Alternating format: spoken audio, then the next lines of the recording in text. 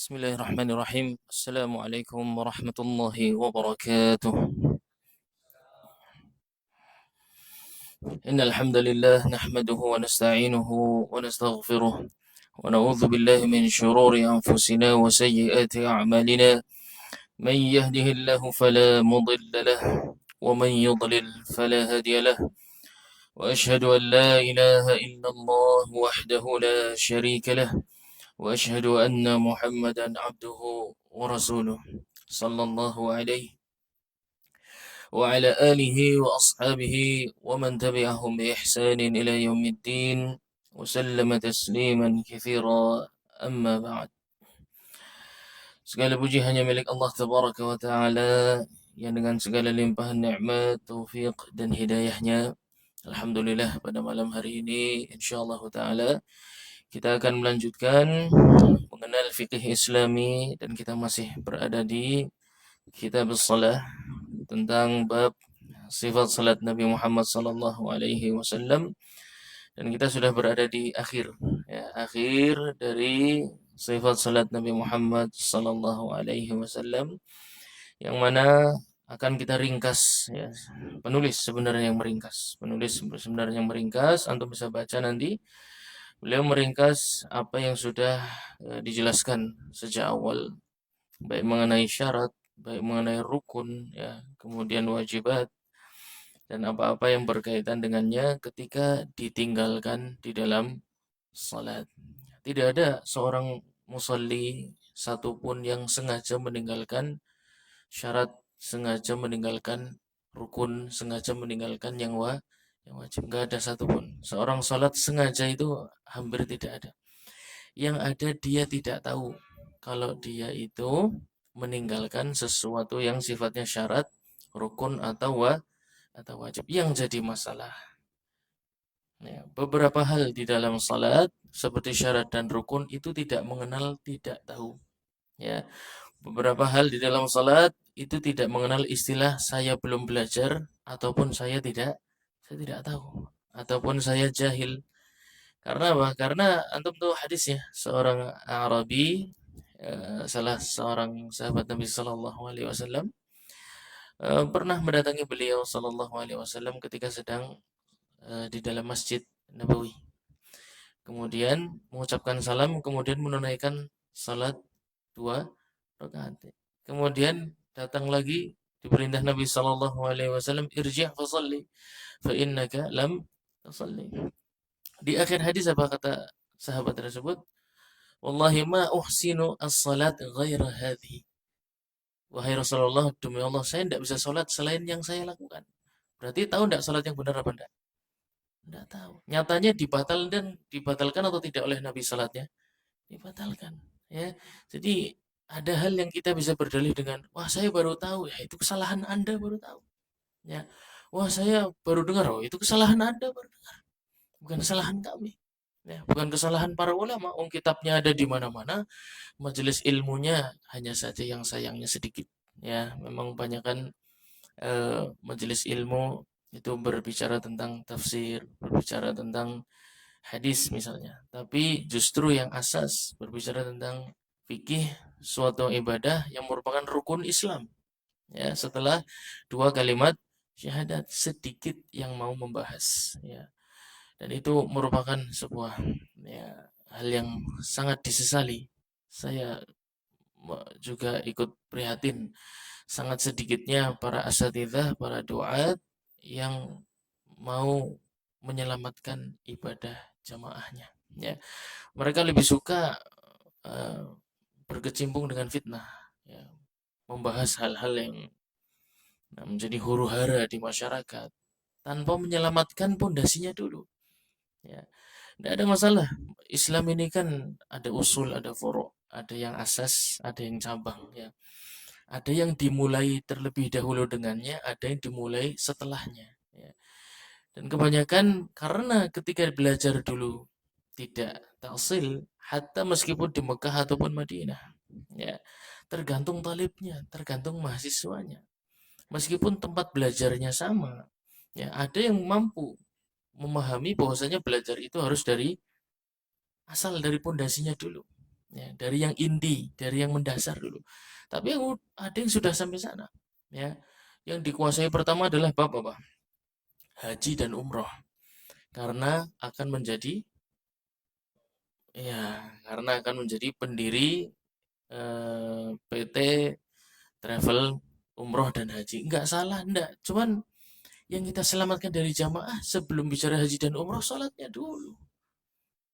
Ya enggak? Itu muskilah. Saya enggak tahu kenapa ya. Semoga Allah Subhanahu wa taala berikan hidayah kepada para asatidzah ya, para ustadz-ustadz, para pemegang bendera dakwah ini agar memulai dari sesuatu yang asas, ya, mulai sesuatu yang pondasi yang tidak menimbulkan kekacauan dulu yang semua orang menikmati ya, ketika bacaan Al-Quran antum benar itu mau antum berada di lingkungan masyarakat manapun mereka insya Allah nggak akan nuduh antum teroris ya. Karena teroris itu jarang bisa sholat ya. Tapi kalau bisa ngimami kemudian tutur katanya santun ya, kemudian juga pengetahuan tentang salatnya baik, tidak akan ada orang curiga Anda menyimpang, Anda aliran sesat, nggak ada ya. Kenapa dicurigai baca Quran nggak bisa ya kan. Kemudian ditanya tentang hukum sholat nggak paham, apa-apa nggak tahu. Pokoknya tahunya adalah khilafah, khilafah dan khilafah. Ya, tumbangkan pemerintah yang zalim, kita tegakkan khilafah Islamiyah. Suruh ngimami dorong-dorongan. Ya, bangun subuh ketinggalan. Ya, Jumatan masbuk. Nah, gimana nggak curiga orang ini orang gimana kelihatannya tampilannya sunnah tapi ternyata hanya membawa misi-misi rahasia, itu muskilah ya.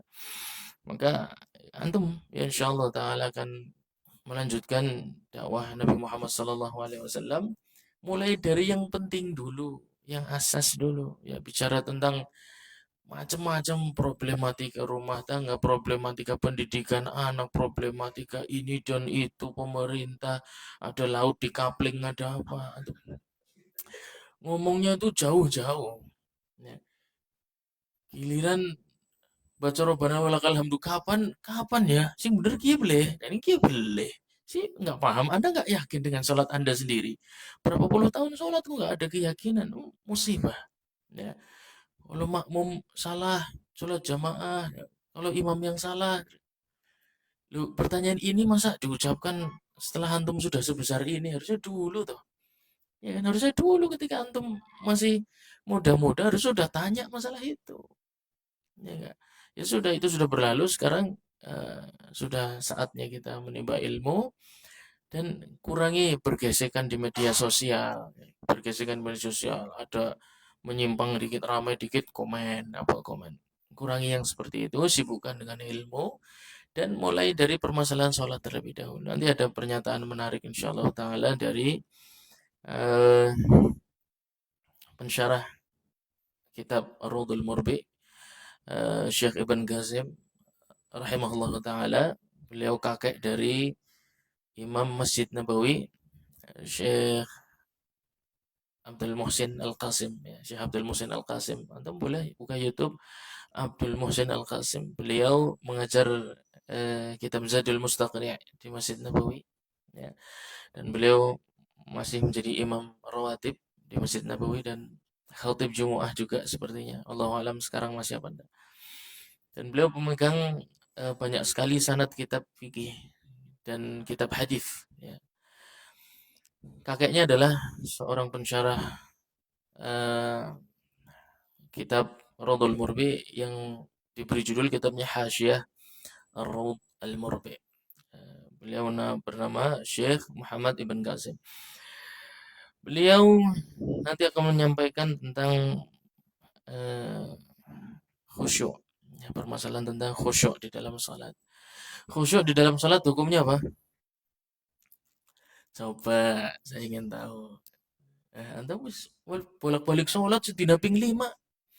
Maring masjid khusyuk di dalam sholat hukumnya apa? Wajib. Kalau ditinggalkan dengan sengaja batal, berarti ada yang sholatnya sah di sini. Gimana? Hukumnya apa khusyuk dalam sholat? Rukun. Wah berat lagi rukun. Syarat, wah taubat nggak ada orang sholat. Aduh saya belum khusyuk, saya nggak sholat dulu lah. Gitu.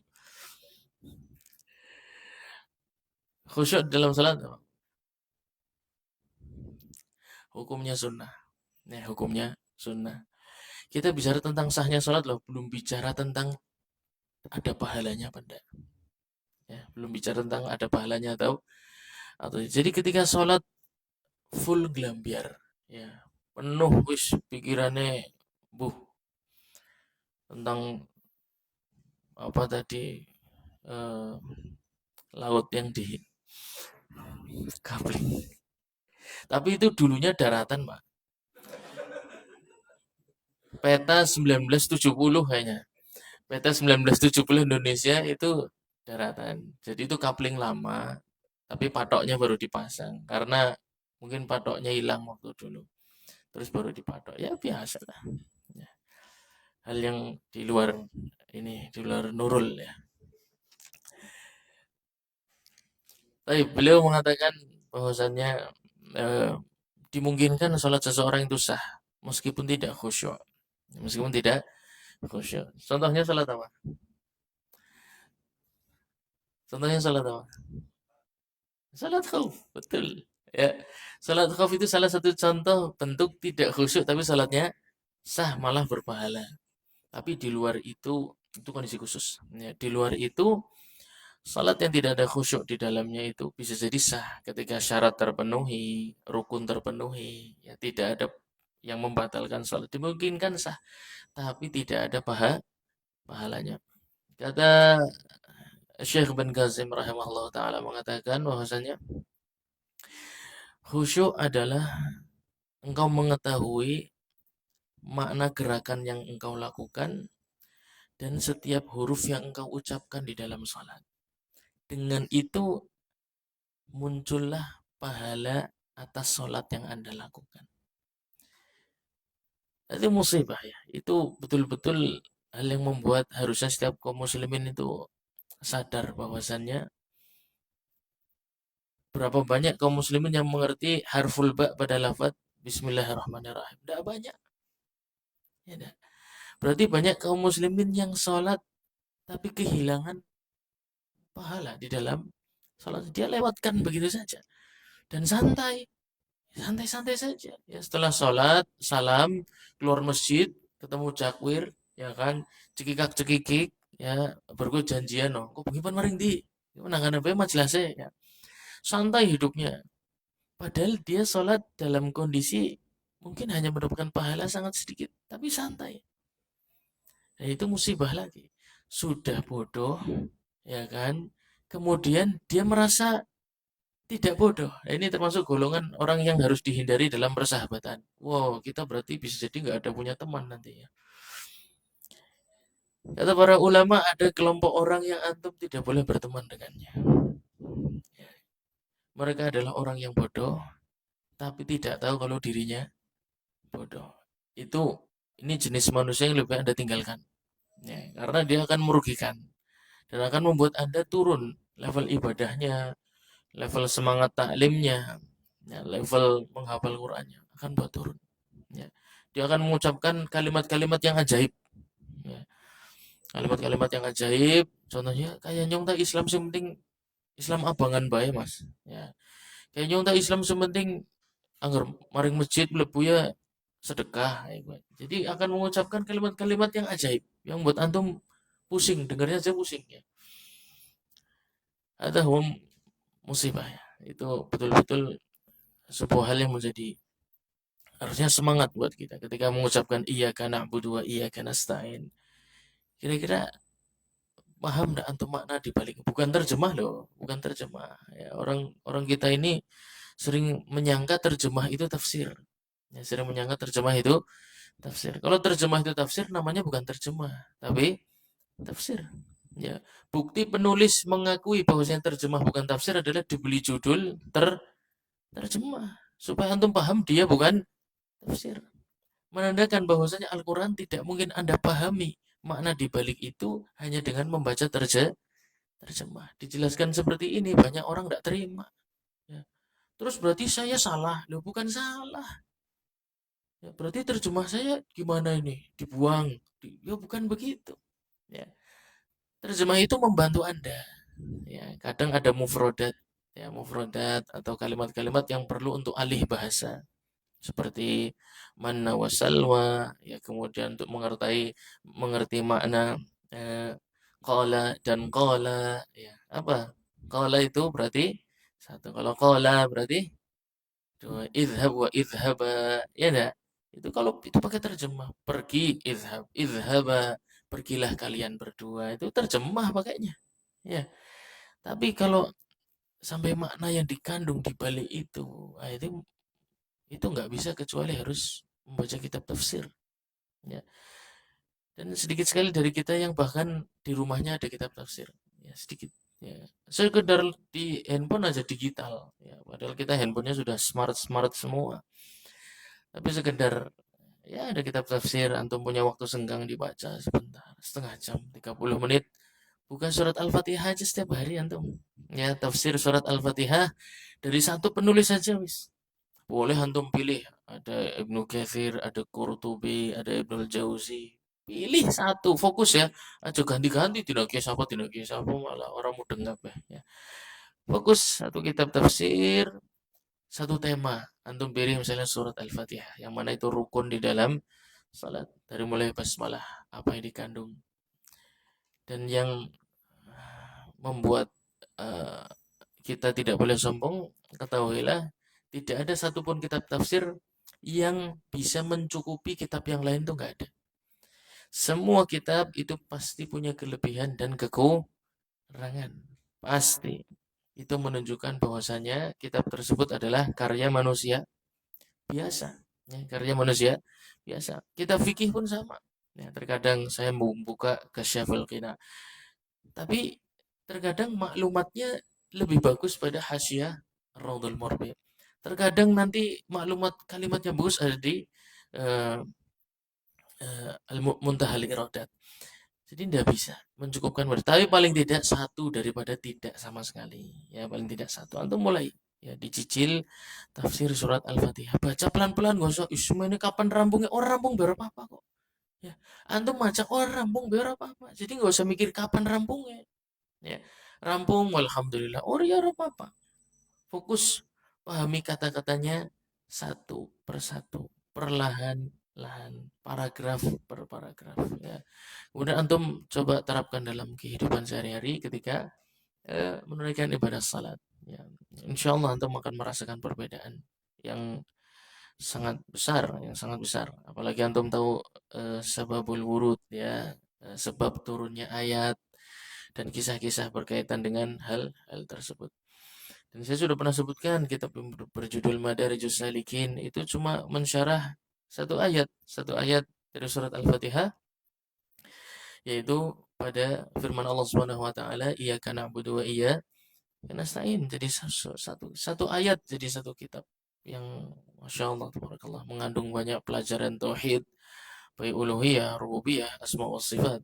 Itulah tafsir. Jadi ketika antum pengen tahu tafsirnya iya karena budua iya karena nasta'in paling tidak segini. Ya, makanya salatnya Ibnu Qayyim sama salatnya antum pasti beda. Ya. Salatnya Ibnu Taimiyah sama salatnya kita pasti beda. Salatnya Imam Ahmad sama salatnya kita pasti pasti beda. Sama gerakannya boleh sama, secara fikih kita pelajari ya. Sama. Tapi kadar ilmu yang dimiliki ketika membaca ayat itulah tempatnya pahala. Ya. Wah, kita tidak boleh santai-santai setiap hari menyangka alhamdulillah eh, sudah bisa sholat, ya sholat, sholat ngelamun itu bukan untuk di alhamdulillah tapi untuk diistighfari, ya. Sholat yang lafadznya banyak kita tidak tahu itu harusnya kita mengucap astagfirullah, saya masih banyak kebodohan, astagfirullah, sholat saya masih banyak ngantuknya, astagfirullah, saya masih banyak lalainya, astagfirullah, imam panjang dikit baca saya nggak betah, ya, astagfirullah, saya fokusnya pada suara imam bukan pada ayat yang dibaca, ya. Itu yang harus menjadi koreksi buat kita semua, bahwasanya Al-Quran itu liyadabbaru ayatihi, untuk ditadaburi maknanya. Maka wajib bagi antum untuk membaca kitab tafsir Al-Quran. Pilihannya banyak, yang sudah diterjemahkan banyak, ya, yang berbahasa Arab lebih bagus. Ya, antum kan sudah ikut kelas bahasa Arab, ya, walaupun sempat daftar kemudian nggak berangkat, ya itu paling nggak sudah pernah mendaftar, Pak. Daripada yang tidak daftar sama sekali, ya, sudah pernah mendaftar itu luar biasa. Apalagi antum bertahan 1 semester, 2 semester, ya, itu dipakai ilmunya. Ya. Itu akan membuat antum tenang ketika antum ketinggalan berlomba dengan ahli dunia. Ya. Antum dengan ahli dunia lomba wis ngeper, ya. Dengan ahli akhirat antum bilang, oh, laki-laki itu nggak boleh bermalas-malasan, harus bekerja. Ya. Jadi akhiratnya juga pas-pasan. Giliran dunia, jangan dunia terus. Kita harus imbang. Ya. Harus banyak ilmu akhiratnya juga. Giliran ilmu akhirat, kita harus bekerja. Tapi ya nggak ada yang maksimal dua-duanya. Ya. Dunia dia nggak dapat, ilmu akhirat juga nggak dapat. Antum harus maksimal keduanya. Ya. Ma'isyah antum kejar semaksimal mungkin, tapi jangan sampai cuma sekedar baca kitab tafsir sehari 30 menit masa nggak bisa. Ya, 30 menit dah lama-lama. Ya, antum punya wirid tilawah harus punya.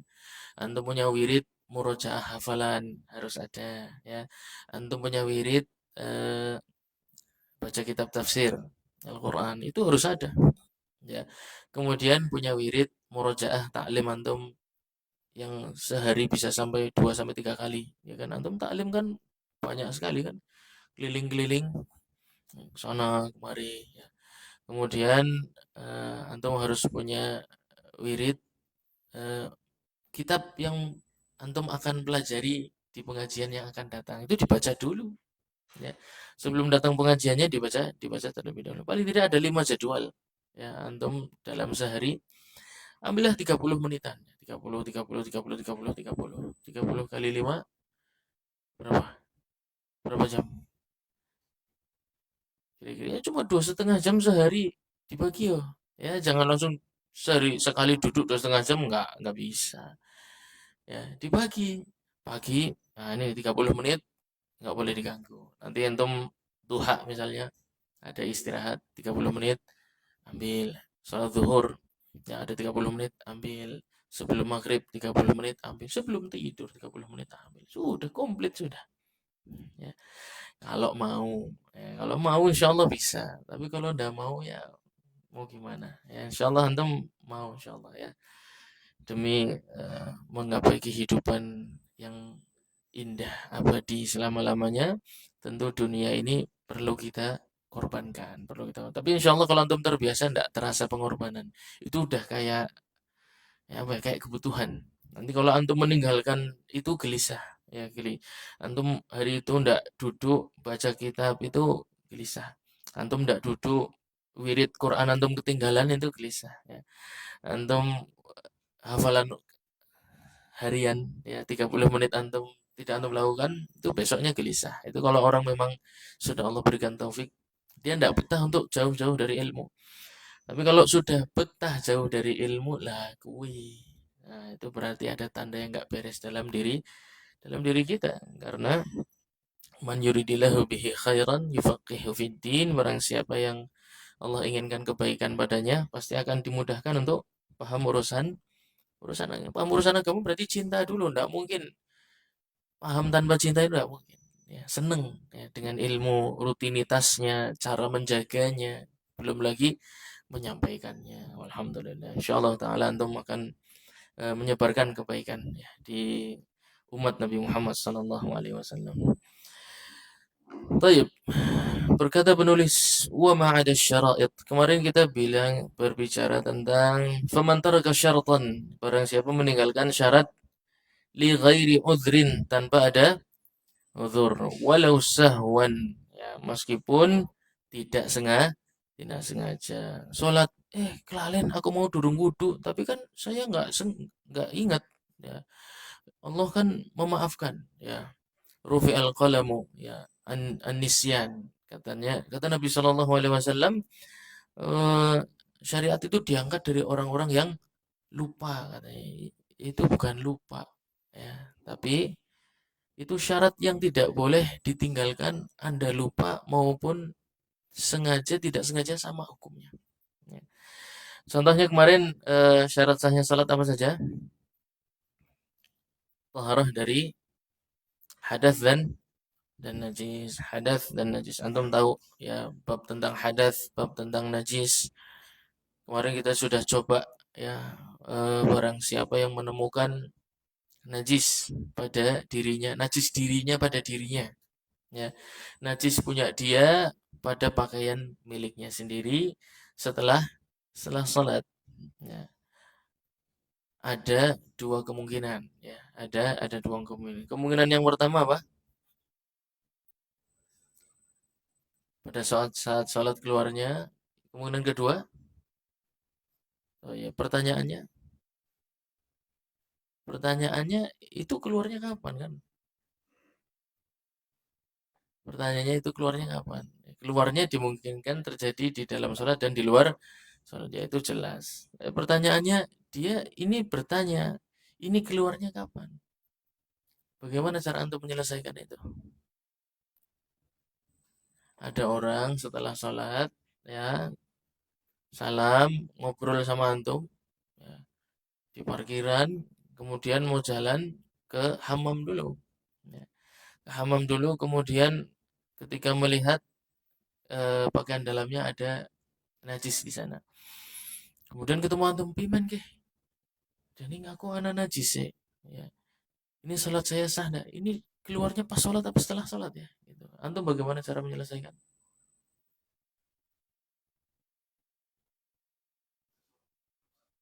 Mm-mm. Ada sesuatu yang merasa atau tidak. Kalau ada sesuatu yang terasa keluar pas sholat, berarti kejadiannya kemungkinan pas sholat. Kalau tidak merasa ada yang keluar pas sholat, berarti kejadiannya kemungkinan dalilnya. Hah? Dalilnya apa? Ah, gimana nih dimarahin ustadznya nih? Keyakinan tidak akan merubah gerak. Ada kaidah fiqhiyah, ya. Dalil yang baru udah Anda sebutkan kok. Ada huwa, ya. Kalau eh, ada salah seorang dari kalian sedang salat, kemudian eh, merasa ada sesuatu, ya, merasa ada sesuatu pada dirinya yang keluar, ya. Merasa sesuatu ada yang keluar dari dirinya. Fala yang sarif, maka jangan keluar dari salatnya sampai dia menemukan apa? Hatta yasma'a sautan aw yajida rihan. Sampai dia mendengar ada suara yang jelas atau menemukan ada bau yang jelas. Antum kan tahu punya antum sendiri baunya seperti apa. Ya, level kekuatannya, ya, cenderung asam, ya, atau cenderung pahit, kan antum yang paham. Ya. Menandakan bahwasannya terasa ada yang keluar saja belum cukup untuk membatalkan sholat seseorang sampai sampai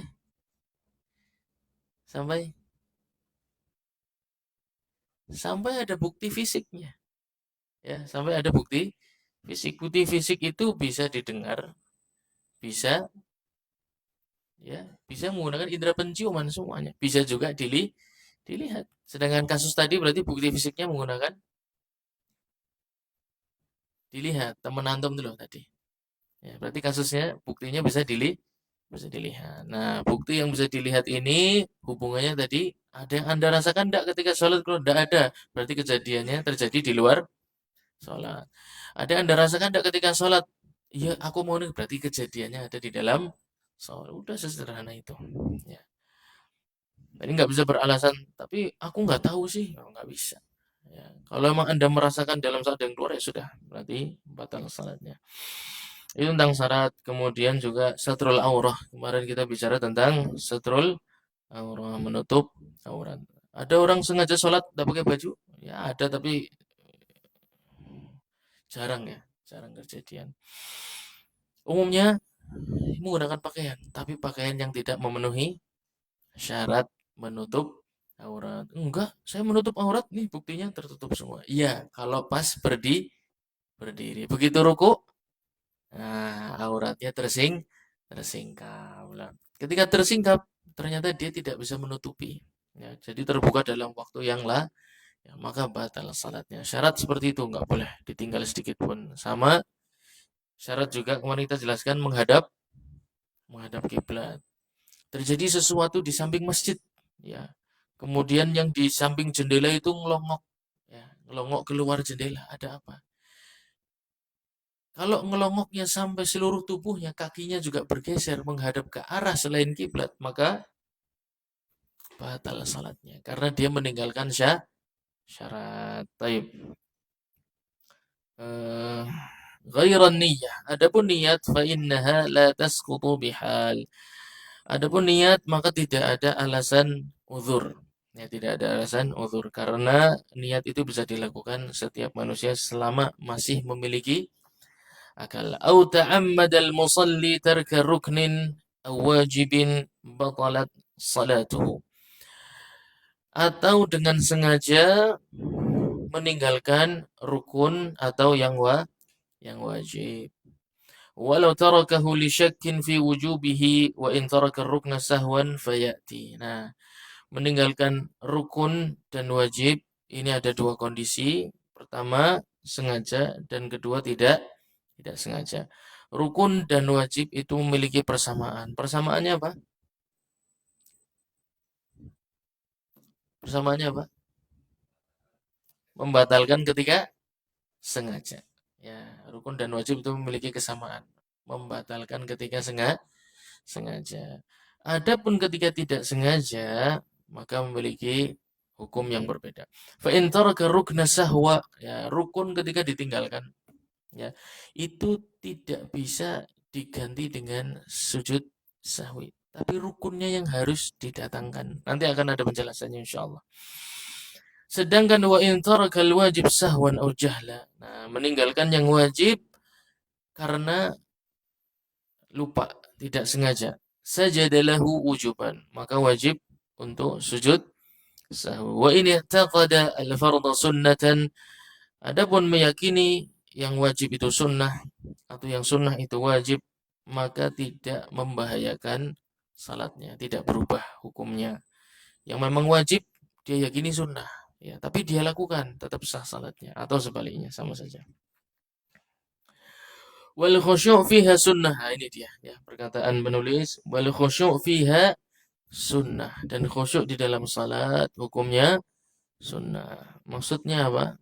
Ketika salatnya sambil menahan eh, hadas, ya, sambil menahan hadas. Ada dua kondisi, bisa makruh, bisa sampai haram, ya. Bisa juga mubah, ya, menahan hadas di dalam salat, ya, menahan hadas di dalam salat itu bisa makruh, bisa haram, bisa mubah. Kapan makruh? Ya, makruh ketika menghilangkan sebagian konsentrasi di dalam salat, hukumnya makruh. Ya.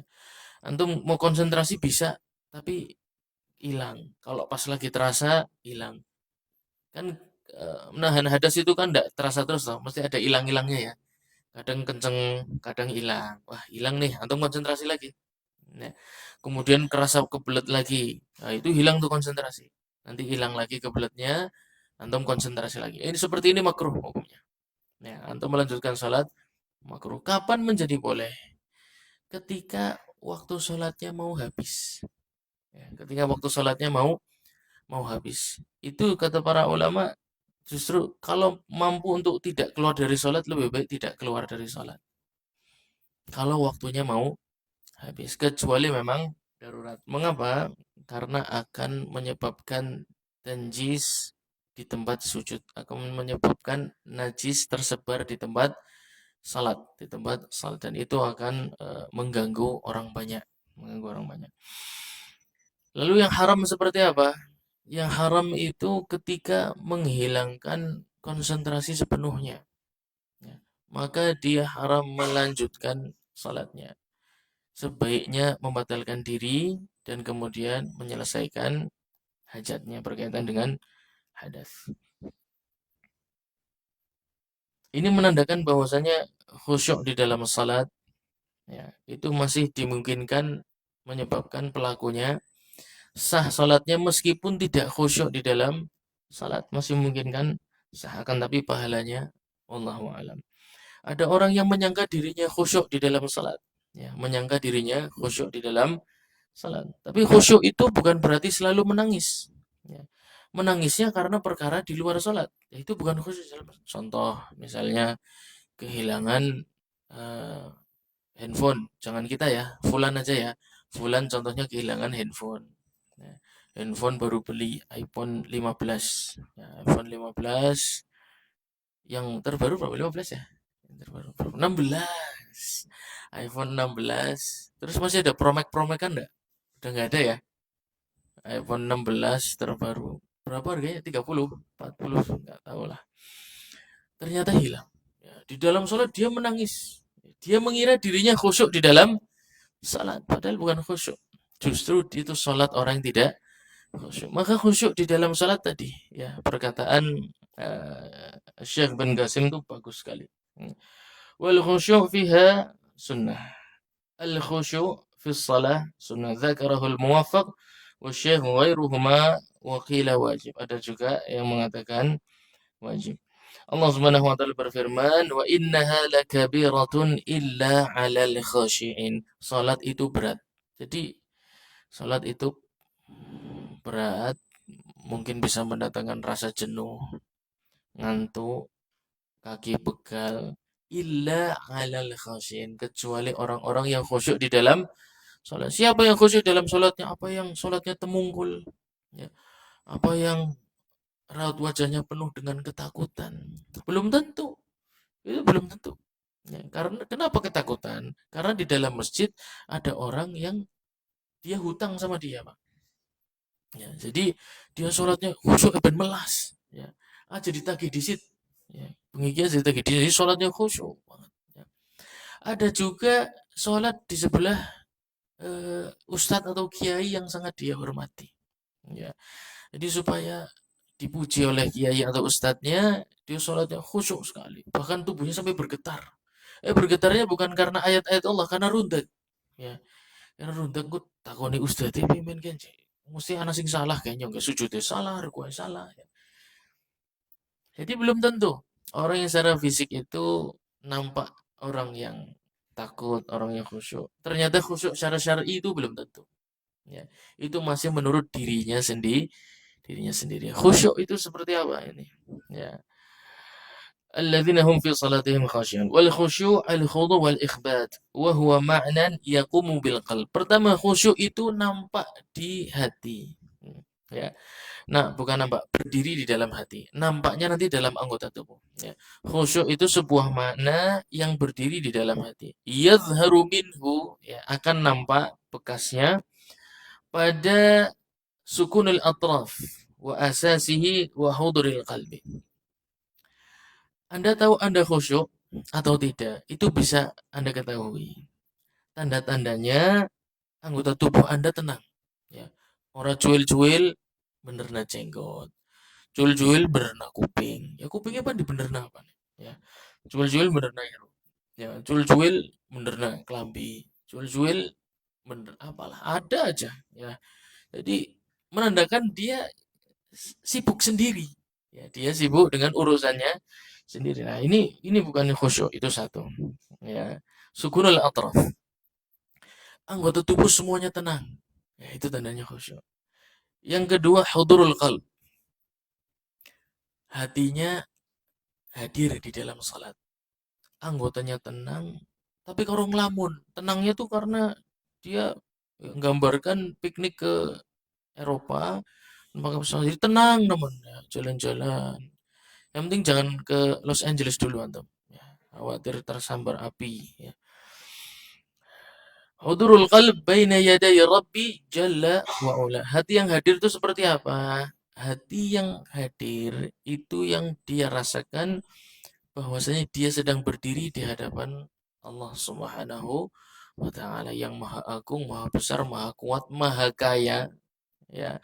Maha mampu melakukan apapun di waktu kapanpun di hari apapun. Ya. Maka itu akan nampak dalam yang pertama tadi, sukunul atraf, ketenangan anggota tubuh. Yang kedua, antum mampu menghadirkan perasaan sedang berdiri di hadapan Allah Subhanahu wa taala. Ya. Antum ketika berdiri di hadapan misalnya RI 1 misalnya, jangan RI 2 RI 1 aja. Ya, antum berhadapan dengan RI 1. Ya nggak apa-apa kan pengennya RI 1. Ya, antum duduk dengan RI 1. Kira-kira antum sempat mikiri urusan rumah nggak? Nah, sempat pasti ngobrol ini. Ngobrol apa? Ya enggak. Kemudian bicara tentang negara lah apa antum ngarang aja lah pokoknya. Fokus supaya bisa ngobrol puas dengan beliau ya. Tapi yang unik, kenapa kita sulit melakukan itu ketika sedang salat ya? Tidak ada kenikmatan, tidak ada betah, tidak ada seneng, tidak ada kreativitas. Kalau ngobrol sama orang yang kita hormati kan kita kreatif ya. Mau ngobrol apa nih? Bahkan urung ketemu sudah dipikir. Cuman ketemu kayak pan ngobrol apa ya? Ya enggak. Tapi jarang kita berpikir mau bertemu Allah terus saya akan minta apa ya? Ya. Saya akan di dalam hati menghadirkan perasaan apa? Saya ingin minta maaf dari kesalahan yang mana hari ini. Ya, ketika azan berkumandang, persiapan datang ke masjid, saya akan minta maaf dari kesalahannya. Jarang kita mikir mau interaksi dengan Allah Subhanahu wa taala tentang temanya apa itu jarang. Padahal temanya udah ditentukan dong. Ya enak, kita tinggal ngikutin aja. Temanya Alhamdulillahirabbil alamin, Ar-Rahmanir Rahim, Maliki Yaumiddin ila akhiril ayat. Temanya wis ana, tafsir wis ana, ya, komplit dijelaskan dalam berbagai macam bahasa. Tapi ya itulah, memang setan itu cerdik ya. Dia mampu untuk menggali kelemahan-kelemahan manusia. Kelemahan-kelemahan manusia itu apa saja? Kelemahan manusia itu yang pertama adalah marah, ya, emosi. Marah ketika pekerjaannya misalnya tidak sesuai dengan yang dia harap. Itu kebawa sampai ibadah salat itu biasanya. Ya, marah ketika di rumah tidak mendapatkan pelayanan dari anak ataupun istri sebagaimana yang diharapkan oleh kepala keluarga, marah kebawa sampai salat. Marah karena ngobrol dengan tetangga nggak cocok ya, kebawa sampai salat. Memang marah itu faktor yang paling senang setan menggali dalam diri manusia ya. Marah karena teman misalnya ya jelek-jelekin dia di majelis yang lain ya, di tempat yang lain, itu marah terbawa sampai sampai salat. Kemudian syahwat ya, syahwat berkaitan dengan ketertarikan yang sifatnya duniawi. Ya, ketertarikan sifatnya duniawi, baik itu dengan lawan jenis, baik itu dengan harta, baik itu dengan jabatan ya. Syahwat-syahwat seperti itu sering kali mengganggu di dalam sholat. Jadi ketika sholat itu pikirannya adalah naik gaji atau kenaikan mukafah ya. Ketika sholat pikirannya adalah ben sholat nyong naik jabatan ke primen carane ya, sholatnya kudu nang masjid endi sing bose nyong sholat nang kono ya. Jadi terbawa itu. Jadi gimana mau mikir ilmu? Ya, ilmu apa? Ya. Bahkan sholat aja pikirannya tentang syahwat dunia loh. Nah itu musibah. Yang ketiga, kata Imam Ibnul Qayyim, penyakit manusia yang favorit bagi setan iblis adalah waktu luang. Ya. Waktu luang itu membuat manusia berhayal, berhayal, berimajinasi, banyak tidur. Banyak tidur dikira tambah seger, enggak. Banyak tidur tuh justru tambah tambah capek, ya tambah capek, tambah malas. Tapi setan bilangnya enggak. Setan bilang, kon turu singa, kon kurang turu. Ya. Kamu kurang istirahat, kamu kurang tidur, tidur lagi. Sudah bangun, tidur, tidur lagi. Kemudian bangun lagi, kemudian tidur, tidur lagi. Ya, terus bangun tidur. Sampai mati nggak bisa jadi setan itu orang samangan orang apa turu bae terus. Dia akan bisik kepada manusia untuk terus-terusan menikmati waktu waktu luangnya. Ya. Ah, gue refreshing, baca berita, aja ngaji terus. Ya. Kisi ngomong setan. Ya. Iya. Refreshing, aja ngaji. Oleh-oleh, jadi siapa oleh? Oleh, takon wis dadi sih. Maca koran oleh, maca berita oleh. Sing ngomong oleh siapa? Mesti oleh takon. Ustadz Afwan hukumnya membaca berita. Oh boleh, boleh. Mesti nggak ada haram nggak ada. Mesti ngomong boleh. Saya tentu mainnya di situ Pak. Yang ditanyakan bacanya. Tapi kan saya tidak akan ngasih tahu kontennya akan dibaca apa. Ya kan. Wis buka tuli. Ya, begitu dibuka, kontennya adalah membuat asam lambung naik Pak. Ya, laut yang dipager tadi. Ya, aduh, ya Allah, akhirnya, wah, wis, ya kan kepancing ya kan. Akhirnya neng grup ngomong, oh, diposting, ya komentar teman, ya. Wah, jadi tadi niatnya apa? Refreshing. Ternyata tambah mumet, tambah pusing, ya bukan refreshing malah tambah pusing. Berhasil setan gembuyu untuk kesekian kalinya. Ya maka itulah, itu ya harus kita waspadai tiga hal tadi disampaikan oleh Alim Abdul Qayyim adalah perangkap-perangkap iblis yang sangat disenangi dan sering sekali manusia kalah di bab tersebut, emosi, ya marah, kemudian syahwat dunia, kemudian waktu luang. Antum hati-hati untuk menunjang salat antum, maka ketika azan tiga hal ini ya tolong disingkirkan terlebih dahulu. Ya, buang jauh-jauh emosi dengan siapapun wis lah. Ya, urung karuan bersolat ketemu maning. Bisa jadi kita duluan, bisa jadi dia duluan. Siapapun bisa bertemu dengan ajalnya lebih cepat. Kemudian syahwat dunia buat apa? Ya, antum berpikir itu ketika menunaikan ibadah salat antum pikirkan kebahagiaan yang abadi, ya tempat tinggal yang di sana nggak ada pajak, ya di surga nggak ada pajak, ya nggak ada 12%, ya nggak ada lapar, nggak ada sakit, terus tenang antum nggak perlu ke apotik, ya nggak perlu, maaf bukan maksudnya jangan apotik, rumah sakit ya sama juga kena juga ya habis. Baik, tadi bahwasannya khusyuk di dalam sholat itu nampak dengan dua hal. Yang pertama, tenangnya anggota tubuh. Ya, yang kedua, hati yang hadir di dalam sholat yang mampu bagaimana menggambarkan bahwasannya dia berdiri di hadapan Allah Subhanahu wa taala. Zat yang maha agung, al-azim, al-a'la, maha tinggi. Kita semua lemah, kita semua fakir, kita semua miskin, kita semua ini punya banyak penyakit. Kan tapi kita berharap kepada zat yang maha tinggi tersebut, yang maha kuat tersebut untuk melindungi kita, ya, untuk menjaga kita, untuk memberikan keselamatan pada kita, memberikan taufik kepada kita, memberikan ilmu kepada kita.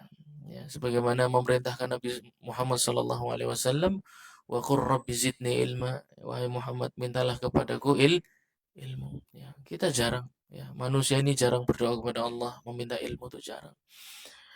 Baik, wathawab masyrutun bihudurihi. Nah, ini perkataan beliau berikutnya. Dan pahala di dalam salat masyrutun bihudurihi. Disyaratkan.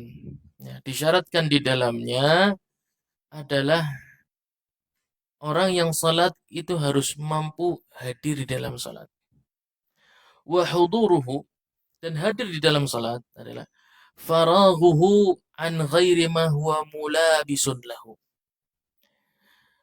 Dia menyingkirkan semua perkara, ya, yang bisa mengganggu konsentrasi di dalam sholat. Itu namanya hadir di dalam sholat. Ya. Semua perkara yang berhubungan apapun, kendaraan, rumah, pekerjaan, urusan keluarga, nggak ada. Ya. Huduruhu faraghuhu, dia menyingkirkan semua, dikosongkan semuanya. An ghairi ma huwa mulabisun lahu. Ya. Yang selama ini sebelum sholat itu menempel pada dirinya. Ya, kesibukan bekerja apapun namanya semua tinggalkan semua, ya. Wa huwa hadza wa huwa huna, nah di dalam salat al ilmu bil fi'li wal qaul as-sadiraini 'anil musalli kama taqaddam. Nah, dan terlebih di dalam salat, ya, yang namanya hadir di dalam salat itu al ilmu, yang pertama ilmu, ya, ilmu terhadap apa? Bil fi'li, ilmu terhadap gerakan sholat. Ya gerakan sholat ngadeg ya ngadeg, rukuk ya rukuk, sujud siapa maning. Ya, berdiri. Ya, itu ada hadnya, ada kadarnya. Nah, secara fikih kita bicara ya. Ada batasnya dan ada masanya. Dan kita sudah jelaskan ya, batas berdiri itu seperti apa. Dan lamanya itu yang namanya rukun berdiri itu sampai sejauh mana itu kita sudah jelaskan. Rukuk pun sama. Semua orang tahu rukuk. Tapi rukuk yang diminta oleh Allah Subhanahu wa taala itu rukuk yang seperti apa? Kita sudah jelaskan semuanya. Duduk di antara dua sujud hukumnya apa? Bisa mikir suwe teman. Orang saya dipikir, Pak. Antum sholat tanpa duduk di antara dua sujud. Kira-kira sholatnya bagaimana? Ya sudah berarti hukumnya tidak mungkin sunnah itu, Pak. Hukumnya apa? Rukun. Ya. Setelah sujud, duduk, kemudian itu semua rukun. Sujudnya rukun, duduk di antara dua sujudnya juga rukun. Tapi duduk yang seperti apa? Gitu loh. Dan saya melihat dengan kedua mata kepala saya sendiri ya. Itu masih banyak sekali orang yang duduknya itu benar-benar cuma nempel langsung sujud lagi, Pak. Ya. Sujud, kemudian bagian bawah tuh belakangnya nempel, kemudian langsung sujud lagi. Itu bingung saya yang dibaca apa. Ya pertama. Kemudian sukun. Kita sudah bicara tentang sahnya gerakan di dalam salat adalah sampai merasakan ketenangan, ya. Sampai merasakan ketenangan walau sesaat. Gimana tenang? Baru duduk langsung berangkat lagi. Baru duduk berangkat lagi. Kalau dia ditanya dia udah tahu duduk itu rukun. Tapi rukun yang sah itu seperti apa? Duduk yang seperti apa? Itu juga yang harus menjadi pembicaraan. Maka ilmu terhadap gerakan salat, ya, lamanya, batasnya, dan perkataan di dalam salat. Surat Al-Fatihah, takbiratul ihram, takbiratul intiqal, ya. Takbir di dalam salat ada 3 kelompok hukumnya. Ada yang rukun, ada yang wajib, ada yang sunnah. Ya. Yang rukun itu yang apa? Namanya takbir apa? Takbiratul ihram. Yang wajib namanya takbiratul intiqal, perpindahan. Yang sunnah namanya apa? Masbuk apa sih jelas ngomong. Takbiratul masbuk itu yang benar gak ada. Takbiratul masbuk gak ada. Apa? Antum tahu kasusnya, saya tahu. Cuman kan antum harus belajar mengungkapkan. Ngomong muridnya pipin. Antum mulang apa dat masbuk? Pimen maksudnya dat masbuk priben. Ya pokoknya takbiratul masbuk. Ya melas muridnya aja kayak gue. Ya. Coba jelaskan sing genah coba. Ya. Takbir dalam salat hukumnya sunnah. Gimana kasusnya bagaimana? Oke, takbiratul masbuk, betul. Masbuk yang masuk ke dalam salat ketika imam posisinya sudah ruku. Kemudian yang sunnah apanya? Takbiratul ihramnya. Intikalnya ya, takbiratul intikal dari berdiri menuju ruku atau makmum imamnya sedang sujud misalnya. Ya, imamnya sedang sujud. Maka dari berdiri menuju sujud. Intikalnya hukumnya sunnah ya. Tapi antum pertimbangkan bisa jadi sebaiknya tidak dibaca. Kapan?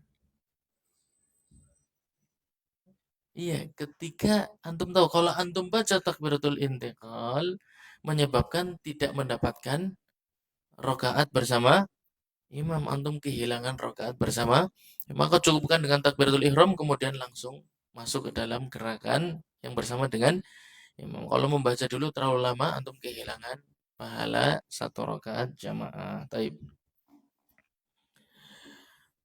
Maka kita sampaikan tadi ya, hadir di dalam sholat. Coba, antum, saya yakin Ustadz yang menyampaikan itu banyak. Ya, hadirkan hati Anda di dalam sholat, ya kan?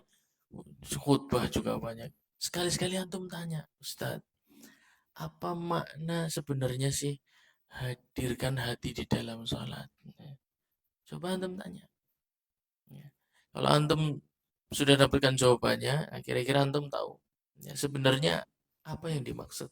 Nah, ini salah satu referensi dari Syekh Ibn Qasim rahimahullah ta'ala tentang hadirkan hati di dalam salat. Hadirkan hati di dalam salat adalah al-ilmu bil fi'li wal qawli, ya, asadiraini anil musalli. Gerakan ilmu terhadap gerakan dan perkataan dari seseorang yang menunaikan ibadah salat. Ya. At-tahiyatu lillah wassalawatu wattayyibat. Antum tahu maknanya tahiyat apa? Wassalawat wattayyibat apa maknanya? Tahiyatu lillah wassalawat wattayyibat apa? Wis kita ngulang-ngulang dong. Aku tak kerjaannya ngulang-ngulang dong. Ya.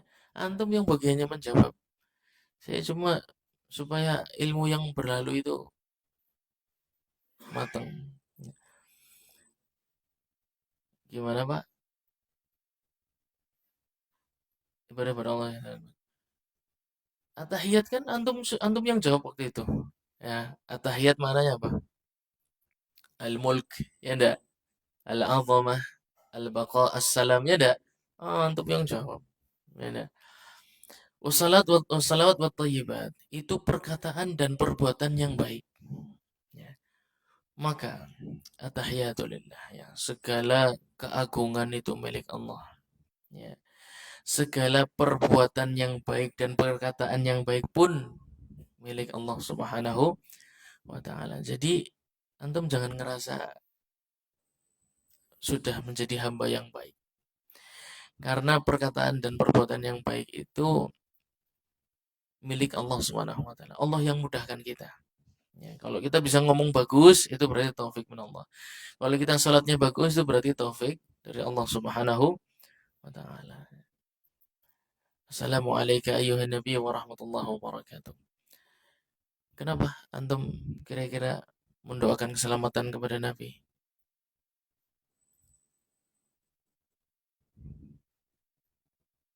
Hah?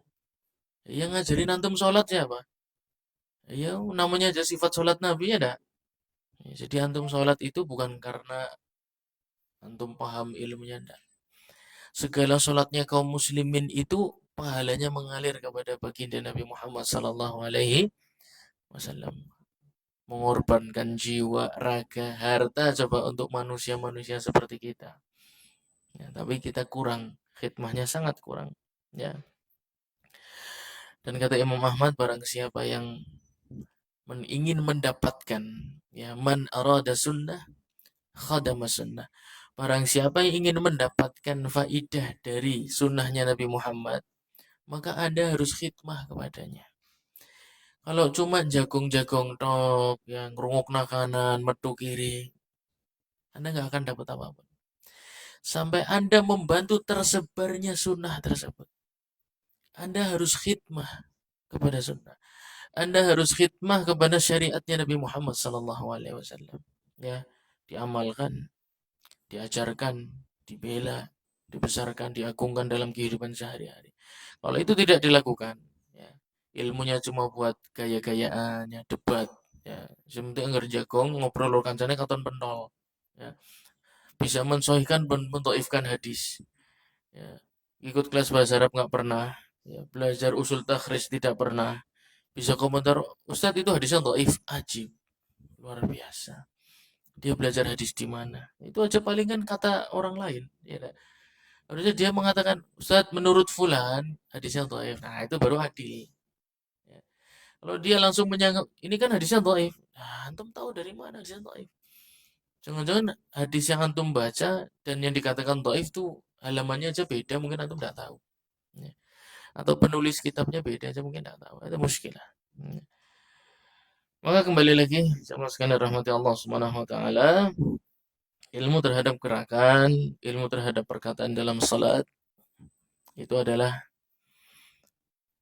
hal yang membuktikan bahwasannya kita betul-betul menginginkan pahala di dalam salat. Jadi orang yang serius belajar, orang yang sungguh-sungguh mencari ilmu, itu tandanya dia betul-betul menginginkan kehidupan akhirat. Ya, jadi dicari terus caranya mlebu surga ke kepriman, golek terus taklim di mana ikut. Ya, taklim di mana ikut. Itu menunjukkan dia orang yang betul-betul ingin kehidupan akhirat. Ya. Tapi juga kata para ulama, meskipun kita punya semangat dalam belajar, jangan sampai tidak terarah. Jangan sampai tidak terarah. Syekh Ibrahim Al-Abiki, beliau seorang profesor doktor di Jamiatul Qasim di Universitas Qasim ya, Saudi Arabia, bagian Dirosah Islamiyah kalau tidak salah. Beliau mengatakan dia kafil saya ketika di sana. Ya Ishaq, kam min talibin yani yakhudh sanawat fi talabihi lil ilm. Berapa banyak talibul ilmi itu belajar puluhan tahun, Pak. Puluhan tahun. Walam yatamakkan minat ta'lim walau syai'an. Tapi nggak pernah memiliki kemampuan untuk mengajarkan kepada orang lain. Ya. Jadi sepanjang hayatnya cuma belajar terus. Kata beliau, bukan karena mereka tidak semangat, bukan. Walaysa bisababi al-futur awil kasal. Bukan sebabnya itu mereka futur dan malas, bukan, Pak. Akan tetapi mereka tidak punya sistematika ketika belajar. Ma indahum gharad, ma indahum aulawiyah. Mereka tidak punya tujuan ketika belajar. Mereka tidak punya prioritas ketika belajar. Sehingga majelis-majelis yang dihadiri itu ngukurnya adalah majelis yang saya sempat hadir, bukan yang saya butuh. Ya. Kalau antum hadir di majelis yang antum cuma sempat hadir, kemungkinan besar antum puluhan tahun belajar tidak dapat apa-apa. Kecuali sedikit sekali. Pun disuruh ngajarkan tidak bisa. Pimen yang ngomong kayak keder. Ya. Karena tidak ada tatanan. Ya. Tidak ada proses takwinul ilm, merangkai ilmu. Ditata satu-satu, dirangkai. Keterkaitan masalah ini dengan masalah ini. Tidak pernah dia lakukan. Oleh karena itu ada sebaliknya, kata beliau. Tapi ada juga talib yang mungkin belajar cuma sekitar 5 tahun, 6 tahun, 7 tahun. Tapi dia dengan taufik Allah Subhanahu wa taala tamakun, dia memiliki kemampuan untuk mengambil dan menyimpulkan ilmu kemudian mengajarkan kepada orang lain. Kenapa kok bisa? Karena dia ketika belajar, dia tahu apa yang dia kejar. Dia tahu apa yang dia butuhkan. Dia tahu dia harus hadir di mana. Dia tahu dia harus melakukan apa. Dia tahu hari itu mendapat apa. Dia tahu apa yang kurang. Dia tahu besok harus nambah apa. Ini tanda-tanda talib ini akan sukses.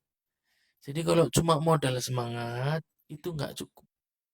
Ya, antum harus punya sistematika dalam proses belajar. Apa yang antum kejar, apa yang antum cari, goal antum apa. Ya. Bukan ketika ada pengajian di sana geruduk, ada pengajian di sana geruduk. Ya. Ada apa geruduk, geruduk, geruduk. Nggak pernah menghasilkan seorang talibul ilmi dengan cara seperti itu, belum pernah terjadi. Ya. Ada ustadz dari luar negeri datang geruduk, dari luar kota geruduk lagi. Ya, jamaah geruduk-geruduk, Pak. Itu bukan hanya di sini, di sana pun sama. Saya kira antum sama. Saya pun bertemu dengan mereka dan bukan hanya orang Indonesia, sama semua. Hadi modal semangat. Ya. Begitu pengajian selesai, ngerubungi ustadznya, ngerubungi syekh. Ya. Tapi syekhnya padahal nulis kitab loh. Tapi kitabnya saya nggak pernah dibaca. Kan aneh ya. Jadi syekhnya hadir di kerubung, gayanya tanya macam-macam. Tapi kitabnya ditulis syekh aja nggak pernah dia baca. Nggak tahu yang dicari apa. Itu membingungkan kan. Itu hati-hati. Antum itulah setan itu selalu akan menyimpangkan kita dari menuju tujuan. Kalau tidak bisa dihalangi, paling orang digawe suwe. Ya. Pinternya digawe suwe, pahamnya digawe suwe. Sampai tujuannya dibikin lama kalau bisa. Kalaupun tidak bisa macam-macam, dibuat tidak bisa mendapatkan faedah dari ilmunya, dibuat angel ngomong, dibuat nggak pede, macam-macam. Ya, sebabnya. Maka antum hati-hati dari model belajar yang seperti itu, yang tidak ada tujuannya. Ya.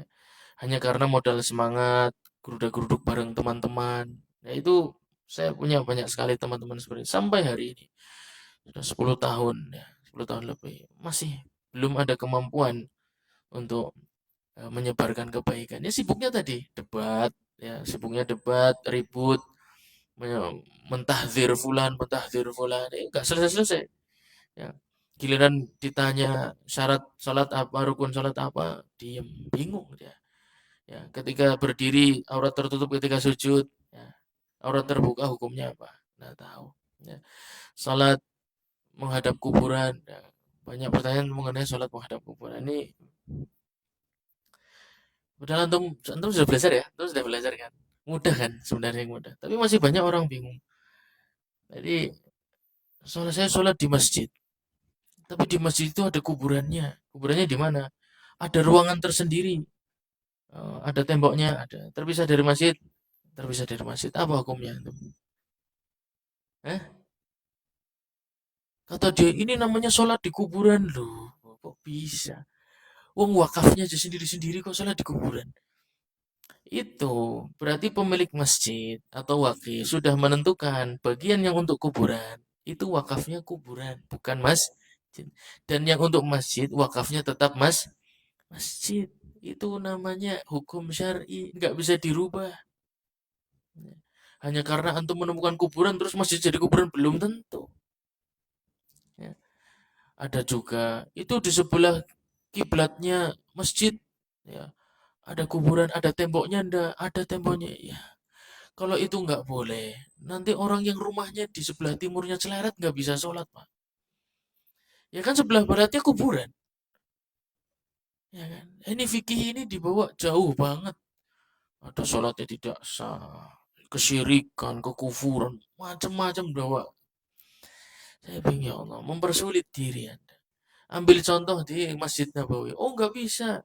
Dulu kan itu terpisah ya dulu. Sekarang terpisah apa enggak? Satu bangunan enggak? Satu bangunan. Jangan bicara dulu. Kalau antum bicara dulu, berarti orang yang sholat di luar masjid yang asli tidak sholat di masjid. Nah, jadi nggak usah bawa-bawa cerita dulu. Dulunya kan enggak gitu. Iya, dulu nggak kayak gitu. Tapi sekarang sudah seperti ini. Masjidnya sudah meluas dan mengambil hukum yang sama dengan masjid yang asli. Masjid yang asli itu antum sholat di Raudhah itu. Ya ada mimbar Nabi di sana. Itu masjid yang asli di situ. Kalau Anda bahas masalah kuburan di masjid sebelahan tidak boleh. Dulunya Nabi itu bukan bagian dari masjid. Kalau Anda mau ngomong begitu, berarti perluasan masjid itu nanti dihitung bukan bagian dari masjid. Resikonya kayak gitu. Ya. Jadi jangan bahas-bahas sesuatu yang nggak tahu hukumnya. Sesuatu yang nempel dengan masjid, ya, kemudian dijadikan satu bangunan, satu komplek terbuka. Terbuka itu tidak ada pembatas sama sekali. Itu menjadi satu bagian dengan masjid tersebut. Perluasan masjid, ya. Masjidil Haram dulu seberapa luasnya? Seberapa? Ya cuma di tempat tawaf itu saja toh. Ya. Kemudian meluas, meluas, meluas. Dan tetap dihukum Masjidil Haram. Masjid Nabawi pun sama. Ya. Mengalami perluasan dan tetap dihukumi masjid. Nabawi sederhana kok, kuburan di dalam masjid itu sederhana. Selama dia terpisah dari masjid, ya, memiliki tembok sendiri, maka dihukumi terpisah. Dan itulah yang namanya sutroh pembatas. Ya. Sutroh ini padahal tingginya kan tidak harus tinggi-tinggi ya, setengah meter saja boleh, ya kan? Kira-kira sama ndak hukumnya orang yang melintas di ini depan apa belakang sutra berarti?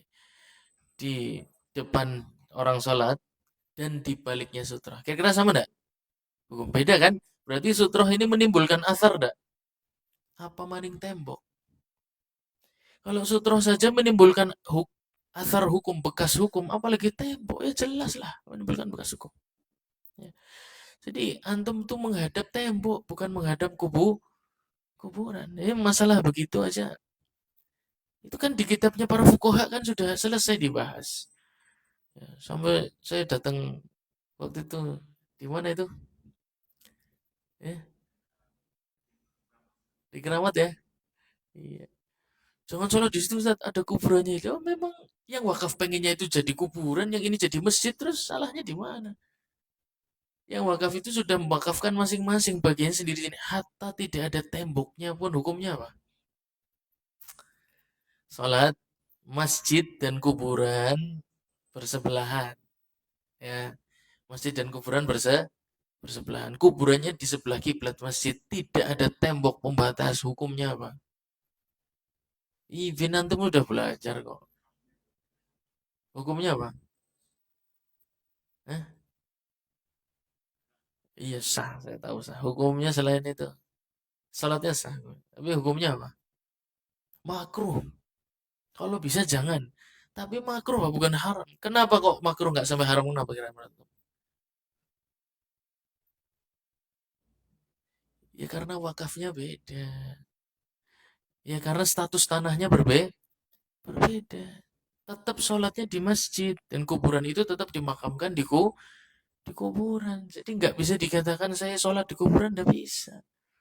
Mengapa? Karena batasnya jelas ini masjid itu kuburan. Tapi memang tidak adanya sutra. Ini menyebabkan para ulama mentahdzir keras. Jangan sampai. Mengapa?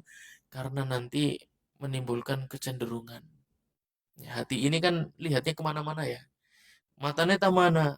Tapi kan katanya mata ada ekornya, Pak. Ya, mata ada ekornya. Jadi matanya ke sana tapi sing kanan meruh. Ya, ya. Antum kadang kan lihat ke sana tapi kan tahu yang datang dari sebelah kanan siapa ya dah. Iya, padahal antum lihat ke sana, tapi tahu nih dari sana itu katanya namanya ekor mata. Ya istilah Pak ya. Ya. Jadi ada kecenderungan eh, merasakan khusyuk ketika sholat menghadap kuburan atau orang yang sudah mati. Lah itu dia yang membuat para ulama menghukumi makruh. Nah, kalau sholatnya di komplek pekuburan, kemudian merasa khusyuk, ya, karena sholatnya menghadap kuburan ini yang namanya hukumnya haram, kecuali sholat jenazah bagi yang tidak sempat mengikuti berjamaah dengan kaum muslimin. Udah itu tok. Ya, jadi hukumnya sederhana tapi banyak yang tidak mau belajar, akhirnya terjatuh pada kesalahan, fitnah, tuding sana tuding sini dengan ilmu yang sangat sedikit. Tapi berkata penulis, waman alima butlana salatihi wa madha fiha uddib. Ya, barang siapa yang tahu salatnya batal tapi melanjutkan salatnya. Ya, barang siapa yang tahu salatnya batal tapi tetap lanjut. Ya, karena rukun, karena imamnya tidak memenuhi syarat. Al-Fatihah misalnya. Al-Fatihah kan rukun ya. Imamnya Al-Fatihahnya tidak sah menurut antum. Ya. Berarti sholatnya gimana? Kalau Al-Fatihahnya rusak, sholatnya rusak enggak? Rusak. Ya, sholatnya rusak. Kalau sholatnya imam rusak, sholatnya makmum rusak. Ya. Antum tahu ini sholat orang benar. Ya. Kemudian antum melanjutkan sholat tersebut. Pada asalnya maka udib. Orang seperti ini layak untuk dihukum. Layak untuk ditahzir. Ya. Kenapa? Karena dia seakan-akan bermain-main dengan salat. Sudah tahu tidak sah dilakoni, ya kan? Berarti dia seperti pura-pura salat, orang pura-pura salat, berarti bermain-main di dalam salat. Bahkan Al-Imam Abu Hanifah sangat keras fatwanya dalam masalah ini. Apa fatwa beliau? Kufur. Ya, barang siapa yang tahu salatnya tidak sah, kemudian melanjutkan salatnya dihukumi kafir. Ini Imam Abu Hanifah loh, bukan saya loh. Ya, saya bukan Abu Hanifah. Lalu Imam Ahmad mengatakan cukup dihukum seseorang seperti ini karena dia bermain-main di hadapan Allah Subhanahu wa taala dengan syariat yang sangat agung. Ya, syariat Islam yang namanya salat itu syariat yang sangat penting dan merupakan syariat setelah dua kalimat syahadat. bi khilafil baqi ba'da syurut wal arkan wal wajiban. Fala tabtulu salatu man taraka sunnah walau amda. Maka tidak batal ya orang yang salatnya meninggalkan yang sunnah meskipun sengaja meninggalkan kunut subuh misalnya. Ya, sengaja meninggalkan kunut kunut subuh. Ini tidak perlu disubhanallah. Ya. Mengapa? Karena pada asalnya peringatan tasbih ya subhanallah atau ditepuk-tepuk tangannya itu diingatkan supaya sholatnya tidak batal. Sedangkan sesuatu yang sunnah itu ditinggalkan itu sholatnya tidak batal. Ya, jadi perkataan subhanallah atau menepuk tangan bagi yang wanita itu peringatan untuk imam. Karena apa? Kalau dilanjutkan begitu maka sholatnya akan batal. Sedangkan pada sunnah tidak ada hajat seperti itu. Jadi tidak boleh seseorang meninggalkan kunut subuh kemudian dikatakan subhanallah itu tidak boleh. Ya. Nanti akan bicara tentang sujud sahwinya kan ada pertanyaan. Kalau meninggalkan kunut subuh harusnya sujud sahwi kan gitu ya. Oleh Muhammad mengatakan tidak disyariatkan, tapi beliau dengan adilnya. Ya, karena beliau tahu dalilnya Imam Syafi'i. Ya, beliau mengatakan tapi tidak mengapa. Tidak mengapa maksudnya ini isyarat khilafiyah. Ya. Tidak mengapa bagi yang meninggalkan sunnah kemudian sujud sahwi tidak. Beliau tidak mengatakan disyariatkan, beliau mengatakan tidak disyariatkan. Sunnah ketika ditinggalkan sujud sahwi itu enggak ada. Karena sujud sahwi itu untuk pengganti sesuatu yang wajib. Adapun yang sunnah itu memang boleh ditinggalkan, jadi nggak perlu diganti dia. Ya, tidak perlu untuk diganti. Maka meninggalkan sunnah dengan sengaja itu tidak membatalkan salat. Nah, terus kalau salat bentar lagi insya Allah kita akan melaksanakan salat Idul Fitri, insya Allah Taala ya di Ibrahim Center. Antum datang nanti ya. Siapa? Khotibnya siapa? Ada yang siap di sini jadi khotib salat Idul Fitri? Habib? Ya, apa nanti direkomendasikan.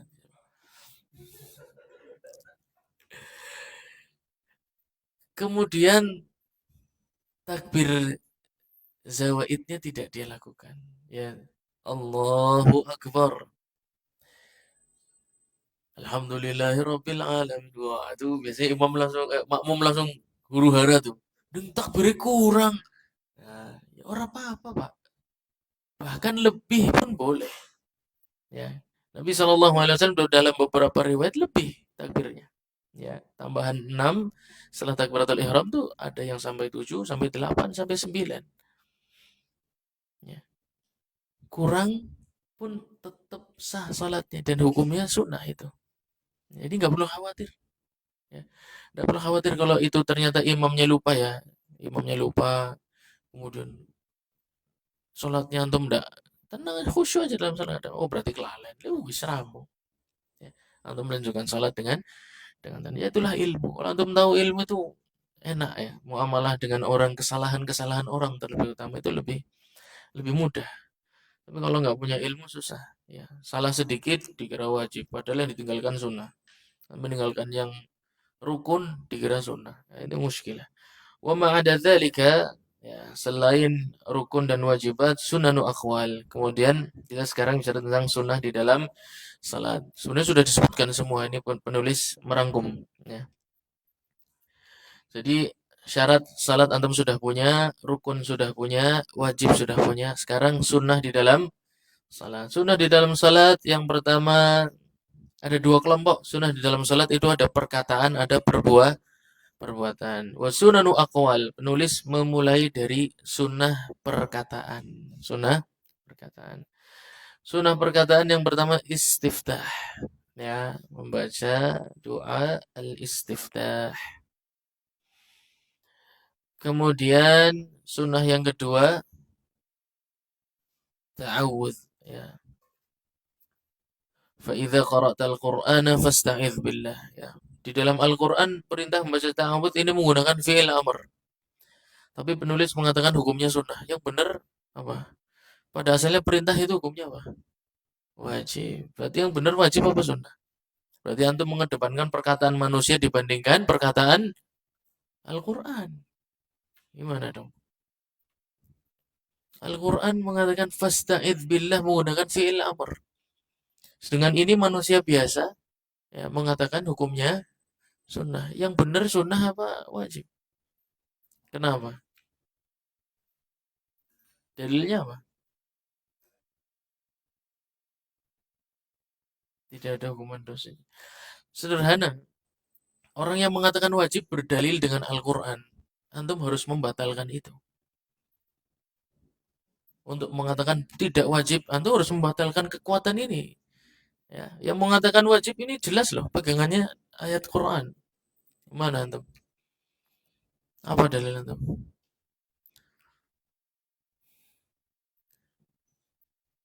Udah pernah tak sampaikan. Hah?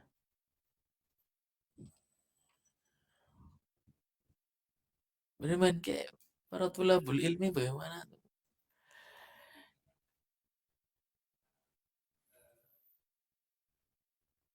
Ya, baik. Ijma. Dalilnya ijma. Ijma sahabat dan seluruh ulama salaf dari golongan tabi'in, tabi'ut tabi'in.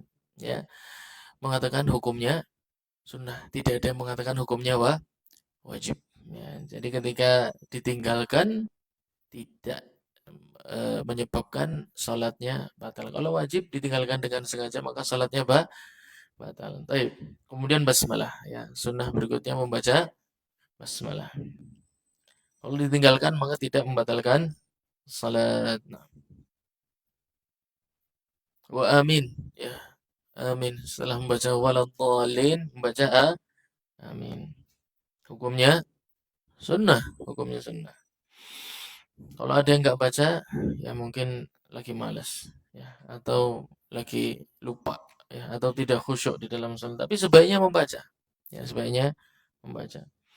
Wasurah membaca surat pendek, membaca surat pendek setelah membaca al-fatihah pada salat yang jumlahnya 2 rakaat atau pada rakaat pertama dan kedua setelah al-fatihah pada salat yang jumlahnya 3 atau 4 rakaat.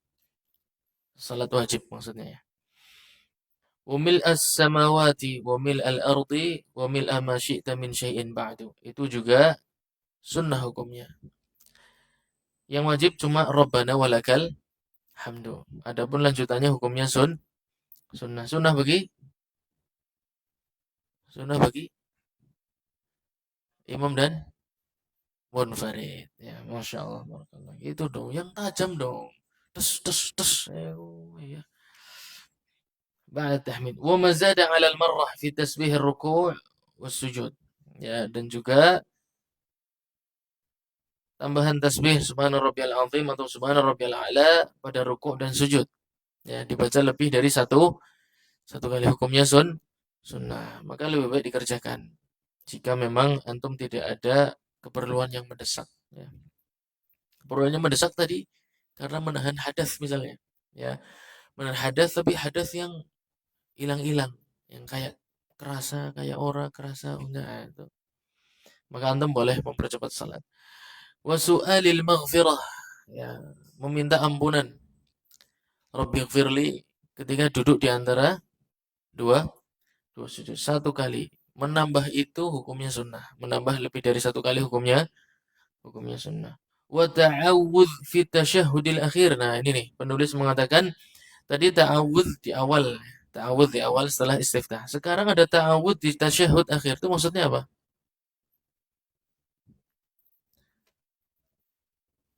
Apa? Ta'awudz di tasyahhud akhir maksudnya apa?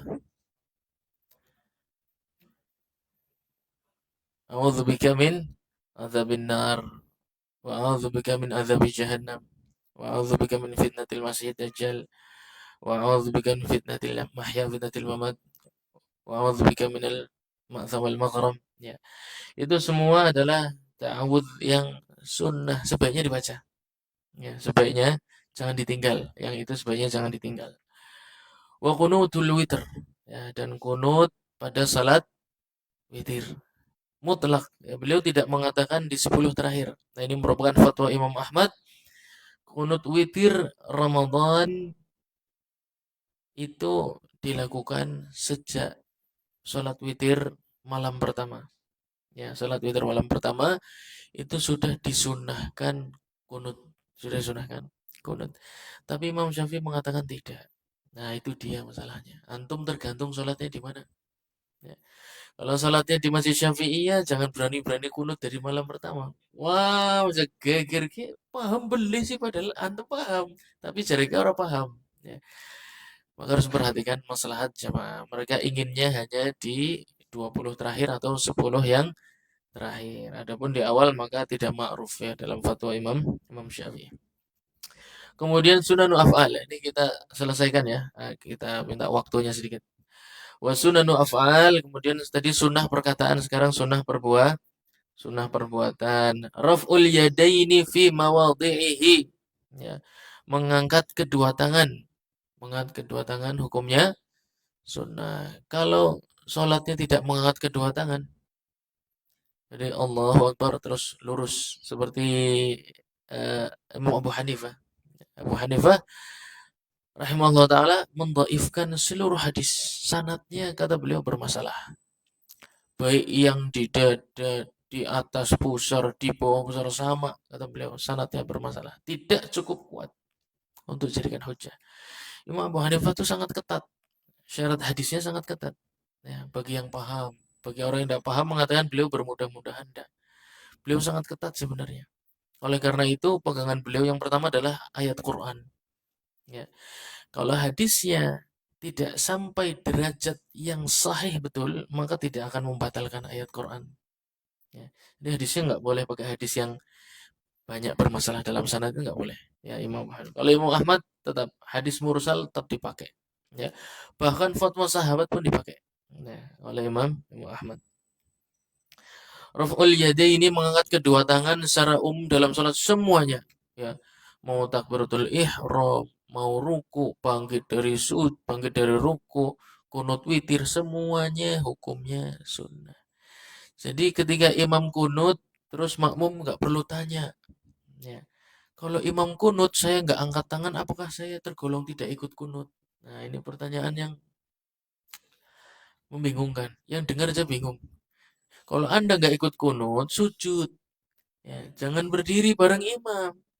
Ya, karena mengangkat tangan dan kunut Allahumma hdina fiman hadait itu berbeda. Mengangkat tangannya itu sunnah tersendiri, kunutnya tersendiri. Ya, kunut itu berdiri, ya, perasaan takut, perasaan harap pada Allah Subhanahu wa taala, tidak langsung sujud. Adapun antum tidak ingin kunut maka sujud aja. Perkara nanti setelah sholat ditanyain orang-orang, ya bilang aja saya nggak ikut kunut kayak gitu ya. Tapi kalau mau ikut kunut ya sudah ikut. Antum ngangkat nggak ngangkat sama mawon, sama saja. Ya, Anda berarti terhitung ikut kunut bersama imam. Dan fatwa Imam Ahmad menganjurkan ikut kunut. Ya, bagi makmum yang memiliki imam kunut, maka makmumnya lebih baik ikut kunut bersama imam. Meskipun kunutnya kunut subuh. Meskipun kunutnya kunut subuh. Padahal Imam Ahmad sendiri yang mengatakan kunut subuh itu tidak disyariatkan. Tapi beliau itu memang, Masya Allah, barakallah ya, berlapang dada. Beliau tidak pernah eh, mentalkin orang yang sudah di kuburan. Ya. Kalau kamu ditanya man buka, jawab Robbi Allah, kan begitu kan? Wa man nabiyuka, itu kan talqin mayat yang sudah dikubur, ya enggak? Imam Ahmad mengatakan la ba'sa bihi, tidak mengapa. Tapi beliau enggak melakukannya dan tidak pernah melakukannya. Karena beliau menghargai khilaf dalam masalah tersebut dan dalilnya banyak memang. Ya, dalil yang menguatkan talqin mayat setelah dikubur itu sangat banyak. Ya, dan beliau menghargai ulama yang berpendapat dengan pendapat tersebut. Memang enak ya, belajar fikihnya ahli ilmu itu enak. Kita nyaman dengan perbedaan pendapat. Kita nyaman ketika berhadapan dengan orang yang berbeda fikihnya dengan kita. Ya. Wa wad'ul yumna 'ala al-yusra tahta surratihi. Ya, itu juga hukumnya sunnah. Ya. Wan nazar ila mawdi' sujudihi. Melihat ke arah tempat sujud hukumnya sunnah. Pertanyaannya, Kalau melihat ke arah selain tempat sujud, hukumnya, nah, hukumnya makruh. Kenapa makruh? Karena, iya, karena menghilangkan khusyuk. Semua perbuatan yang menghilangkan khusyuk itu hukumnya makruh. Ya, antum sholat, jam tangan antum menarik berdiri antum, kemudian buat antum pengen deleng-deleng terus, copot sak, ya. Antum pakai cincin, ya. Sholat kemudian cincinnya membuat antum menghilangkan khusyuk, ambil masukin, ya. Antum sholat bawa HP gondel gadul ngangele, ambil masukin tas. Semua hal yang mengganggu khusyuk di dalam sholat amankan dulu, ya. Jangan sampai mengganggu di dalam sholat. Ya, ini yang heran, ada yang mengkritik orang-orang kalau mau sholat itu biasanya dicopoti kabeh terus ditaruh di depan, ya. Kemudian yang seperti ini dikritik, kritik orang yang tidak memiliki ilmu. Katanya ini paham sufi ini. Ini berarti supaya kalau sholat tidak boleh terikat dengan dunia. Bukan, bukan itu. Ya. Itu maknanya supaya tidak mengganggu khusyuk di dalam sholat. Ya, karena gerakan handphone bergetar dan lain sebagainya itu mengganggu dalam sholat. Gerakan kunci di kantong itu diselesaikan dulu. Yang antum tata yang rapi, taruh depan, masukin tas, selesai. Ya. Jadi semua hal yang mengurangi khusyuk di dalam salat itu hukumnya makruh, hukumnya makruh. Nah. Wa wad'ul yadaini 'ala rukbataini fir ruku'. Meletakkan kedua tangan pada lutut ketika ruku. Dan bukan bersandar pada kedua tangan. Ini yang juga banyak menjadi catatannya. Jadi meletakkan kedua tangan ketika ruku itu bukan bersandar loh. Ya. Orang yang ruku itu tidak bersandar baik pada pinggangnya ketika sujud jadi seperti angka 7 begini. Antum lihat ya. Jadi apa namanya? Mundur, ya. Bagian tubuhnya itu mundur kemudian bersangga pada kedua tangannya. Ini ikhtilas. Ini mencuri di dalam salat. Ya, antum berarti tidak betul-betul ruku. Ya, tapi beristirahat dalam ruku. Ruku enggak. Ruku berarti antum merendah. Ya. Merendah dan tidak bersandar pada apapun. Ya. Kecuali dengan punggung antum yang lurus seperti ini dan tangan itu mencengkram, bukan nyender. Ya, bukan nyender di lutut begini, bukan. Ini masih banyak sekali saya lihat eh, orang yang sholatnya seperti itu nggak boleh. Ya. Itu perbuatan yang dilarang, makruh. Ya, nyender di sholat itu makruh. Berdiri antum nyender makruh. Ruku antum nyender, nyender pada diri sendiri padahal loh. Ya enggak? Itu kan nyender pada diri sendiri, itu makruh. Jadi kaki itu nggak boleh mundur bagian atasnya ini, bagian apa? Iya, bagian pantat antum tuh nggak boleh mundur begini. Lurus, kaki lurus, badan yang turun. Dan tangan itu mencengkram lutut, bukan nyender di lutut. Nggak ada nyender dalam sholat, itu tidak ada nyender. Ya, dan iktimad di dalam sholat, nyender di dalam sholat itu makruh. Ya, secara umum makruh. Baik kepada diri sendiri maupun kepada benda lain. Ya, sujud, dan kita sudah sampaikan. Sujud nyender itu gimana? Nyender, orang sujud nyender itu gimana? Menempelkan siku, betul itu juga. Kemudian paha, ya, pahanya nempel ke bagian perut, ya, betis, dilipet, ya. Itu nyender dalam sholat. Itu nggak boleh ikhtilas, makruh. Ya. Kecuali ya ada kondisi tertentu, memang ada kondisi tertentu, kecuali memang eh, sujud apa, kita pernah sebutkan sujud apa? Ada satu kondisi boleh untuk melakukan itu. Sujud apa? Ketika sholat apa? Sholat gerhana. Ya, ketika sholat kusuf. Ya, ketika sholat kusuf, sujud yang lama membuat lelah, maka boleh nyender. Ruku pun sama. Rukuknya boleh nyender. Ya, ketika sholat kusuf. Selain itu nggak boleh. Ya, karena uzur. Karena memang sholatnya disyariatkan untuk waktu yang secara umum sholat tidak ada bersandar. Iktimad dalam sholat itu nggak ada. Makruh. Nyender dalam sholat baik pada barang maupun pada diri kita sendiri itu nggak boleh. Ya. Baik. Maka tadi meletakkan kedua tangan di lutut ketika ruku, itu tangannya seperti apa? Tangannya dibuka, seperti mencengkeram lutut. Ya, seperti mencengkeram lutut. Wa tajafifihi, membuka kedua tangan. Ya, ketika ruku itu tangannya apa namanya? Ini namanya apa sih ya? Sikunya dibuka. Ya, sikunya dibuka ke kanan dan kiri. Kalau mencukupi, kalau nggak ganggu sebelahnya. Malah jadi kesempatan sikut-sikutan kalau sebelah ya. Bocil sih soalnya. Wafis sujud ya. Dan ketika sujud pun sama, sikunya dibuka kalau memungkinkan. Ya, kalau tidak memungkinkan ya tidak. Ini ya, saya pernah lihat video ya, tidak sangat kurang edukatif, sangat kurang. Dia bawa hadis tentang kalau kamu merasa tidak khusyuk di dalam sholat maka meludah ke arah kiri 3 kali. Ya enggak? Terus dicontohkan pakai jamaah 2 orang. Anda lihat videonya ya? Ada yang lihat enggak? Saya, ya Allah, gitu sekali ya. Yang ngeludah yang kiri. Lah kalau yang diganggu yang sebelah kanan gimana? Yang tauhid, Bu, yang realistis. Ya enggak? Lah kalau yang nggak khusyuk yang sebelah kanan, kalau yang nggak khusyuk sebelah kiri ngeludah kiri karena jamaah dia imam, terus ada jamaah 2. Ya. Yang nyontohin ngeludah yang kirinya, kirinya kosong.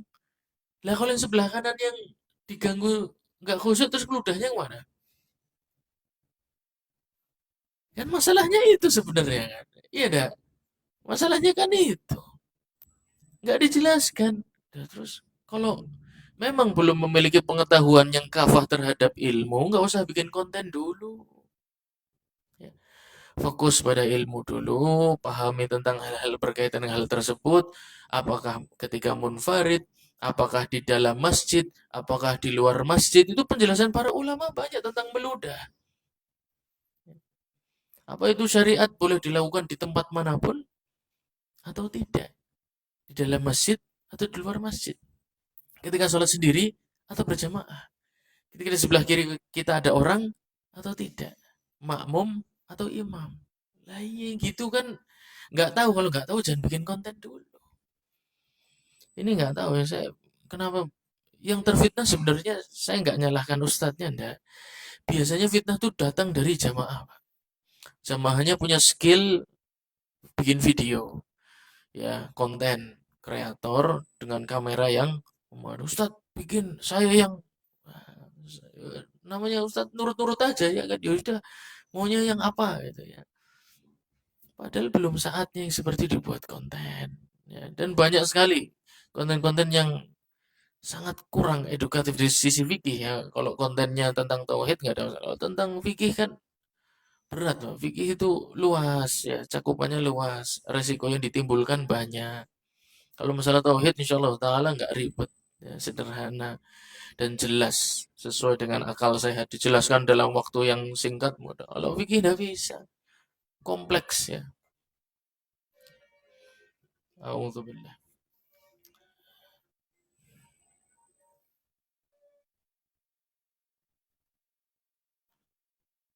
Wa madil dhahri mu'tadila, dan ketika sujud itu disunahkan untuk meluruskan punggung sebagaimana ketika rukuk ya. Rukuk dan sujud itu punggungnya lurus, sama-sama lurus ya. Wa ghairi dzalika mimma marra laka mufassala, dan yang sudah kita sebutkan semua. Wa minhu al-jahr wal ikhfat. Jahar dan sir. Nah, itu hukumnya sunnah. Misalnya imam lupa sholat jamaah. Sejak takbiratul ihram menang baik. Dua istiftahi suwe nemen, ya kan? Tahu. Teka-teka takbir intikal, Pak. Antum nunggu nih imam pan maca Al-Fatihah kapan? Maca surat pendek.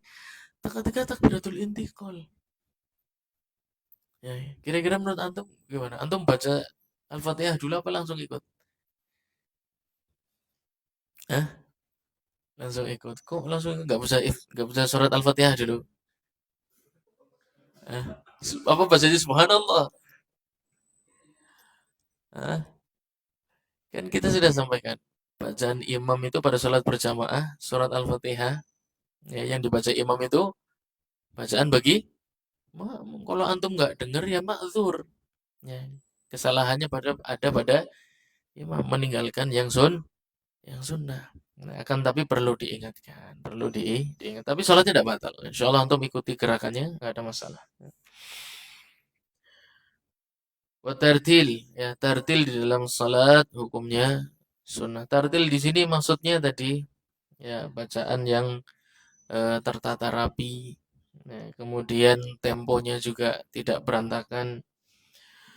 Wal italah wa taqsir, bacaan pada rakaat pertama lebih panjang daripada rakaat yang kedua, fi mawadhi'aha, pada tempat-tempatnya.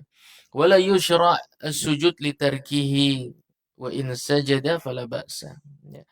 Barang siapa yang meninggalkan sunnah maka tidak disyariatkan. Ya, tidak wajib, tidak juga sunnah untuk sujud sahwi. Wa in sajad, adapun kalau sujud sahwi untuk sesuatu yang ditinggalkan karena lupa dan hukumnya sunnah, maka la ba'sa, kata Imam Ahmad, nggak apa-apa. Tapi beliau tidak pernah melakukannya. Ya, tidak pernah melakukan sujud sahwi karena sesuatu yang sunnah, nggak pernah. Tapi beliau menghormati pendapat imam yang lain karena hadisnya idza saha ahadukum falyasjud. Kalau kalian merasa lupa di dalam salat, maka sujudlah. Lupa di dalam salat kan umum ya. Nah, itu dia. Karena dalilnya umum, kata Imam Ahmad. Memungkinkan digunakan untuk yang sunnah juga. Padahal tidak ada asar dari sahabat maupun tabi'in yang mengatakan sujud sahwi karena meninggalkan sunnah itu belum ada. Ya, tapi karena menghormati dalil.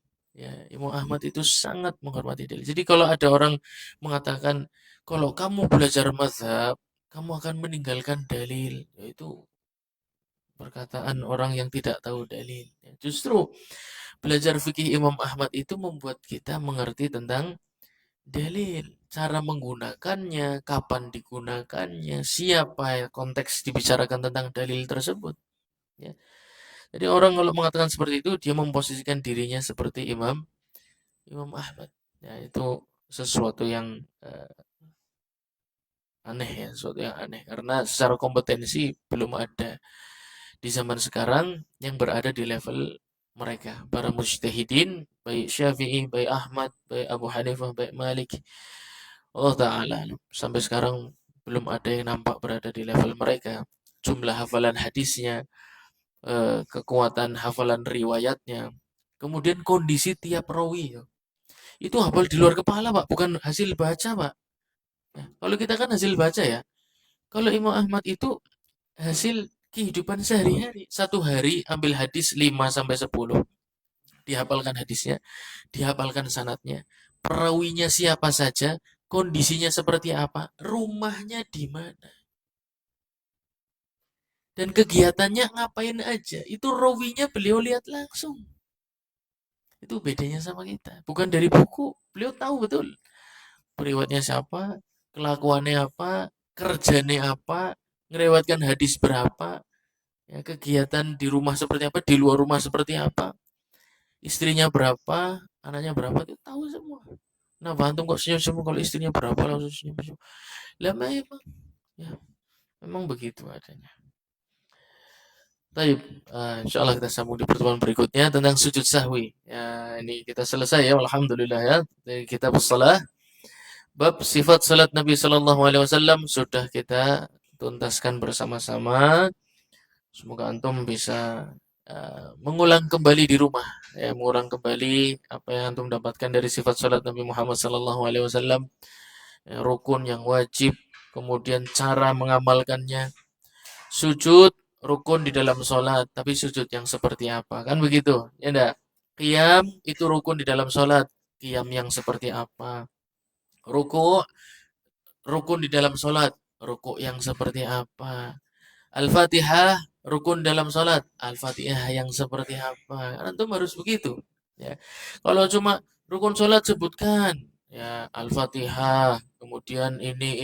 Nah, itu anak SD Musa, Pak. Ya. Tapi kalau kelasnya antum itu sudah rukun dalam sholat, contohnya apa? Berdiri yang seperti apa? Yang seperti ini, seperti ini, seperti ini.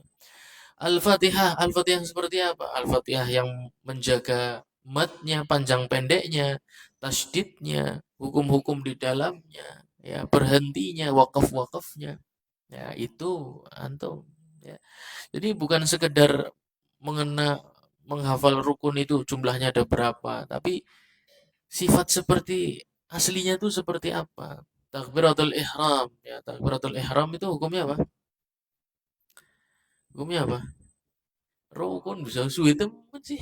Takbiratul ihram jelas rukun, nggak mungkin. Sunnah itu nggak mungkin. Ya, apalagi wajib dia rukun ya. Takbiratul ihram yang seperti apa? Ya, yang panjangnya di mananya? Allahu Akbar pada lafzul jalalah, apa a-nya pada a-nya, apa ba-nya Allahu Akbar, ya, apa ba-nya? Ya, dah. Kesalahan di situ akan menyebabkan sholat 4 rakaat yang mana di dalamnya dibaca surat Al-Baqarah dan Ali Imran menyebabkan sholat tersebut tidak sah. Padahal bahkan di dalam sholat sampai nangis-nangis, sampai nangisnya nangis darah pun percuma. Takbiratul ihramnya tidak sah. Berarti dia tidak menghargai takbiratul ihramnya Nabi Muhammad sallallahu alaihi wasallam. Dia pengen takbiratul ihram menggunakan langgamnya sendiri. Kan Allah Maha tahu. Ya. Ngerpan kayak gitu harusnya diwaca bae, harusnya sholat bae, jagung bae wis. Kelelengan Allah Maha tahu. Saya sujudnya merem, Mas. Ya, jadi nggak perlu gerakan. Karena tahapnya sudah tahap hakikat. Ya, hakikat sholat itu hati, perjalanan hati. Jadi Anda harus menghayati sholat. Dan saya menghayati sholat ketika saya duduk ngopi. Nah itu saya menghayati itu. Ya, akhirnya orang tahu sholat medang ngopi nang warung tok setiap hari. Ya. Ada muskilah. Ya, itu semoga antum bisa berdakwah ya kepada yang begitu banyak masalahnya. Yang berdakwah kepada yang begitu-begitu antum aja ya, jangan saya ya. Anda bagiannya ngajar antum. Ya, antum bagiannya berperang dengan yang sulit-sulit. Ya, Anda jangan yang sulit-sulit. Ya. Baik, yang sedikit ini semoga bermanfaat untuk kita semua. Kita tutup majelis kita. Subhanakallahumma wa bihamdika asyhadu an la ilaha illa anta astaghfiruka wa atubu ilaik. Wassalamualaikum warahmatullahi wabarakatuh.